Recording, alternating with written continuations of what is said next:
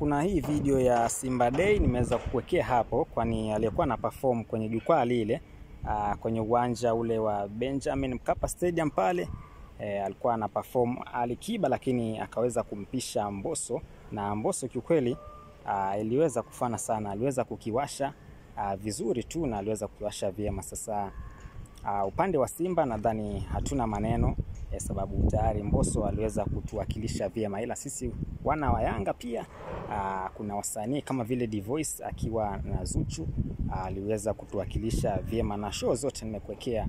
Sasa utakwenda kuniambia show gani ndo kali kati ya Simba alafu kati ya Yanga mtazamaji. Zote nimeweza kukuwekea hapa. Sasa ya kwanza nimekuwekea Simba, nadhani umeweza kuiangalia, alafu pia ya pili chakuwa nimekuwekea Yanga. Bwana, fika ujionee show zote, zipo hapo mbele tu. Yo bwana, kuna watu wanabisha hapa. Sasa leo nataka tumalize utata kuhusiana na Simba Day na Yanga Day ya huu mwaka wa 2025. Achana na hizo miaka za nyuma. Huu mwaka huu wa 2025 ambazo sherehe zimefanyika hivi juzi tu, ama siku hizi zimefanyika hivi juzi tu.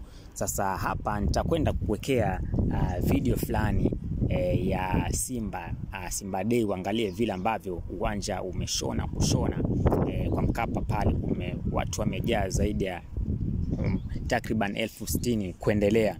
Sasa nataka uitazame hii video, full video hii ya Simba Day, alafu baadaye nitakuwekea video ya Yanga Day pia uitazame, alafu uje kuniambia kwenye comment pale ni gani ndo imekiwasha zaidi ndani ya mwaka huu wa 2025, sababu Yanga, upande wa Yanga aliyeperform, yani walioperform ni wengi, lakini nitakutajia wale wakubwa. Upande wa Yanga ni Zuchu, halafu pia akiwa na msanii Divoice na wasanii wengineo pia. Lakini upande wa Simba alikuwa perform Ali Kiba, lakini akaweza kumwachia mdogo wake ambaye ni Mbosso. Sasa wacha niweze kukuwekea video ya Simba mwanzo uitazame. Video ya Simba Day ndio hii hapa, hebu itazame.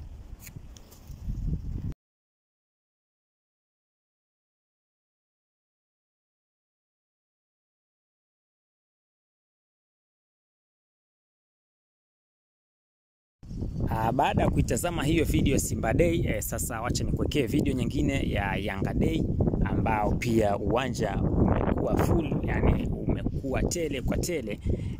Uweze kuiangalia nayo video ya Yanga Day, halafu pia utakwenda kuniambia ni gani timu gani imekiwasha zaidi mwaka huu wa 2025 kupitia maoni pale, ama kwenye comment section utakwenda kuniandikia unahisi ni timu gani ambayo imeweza kuwa kusifika sana huu mwaka.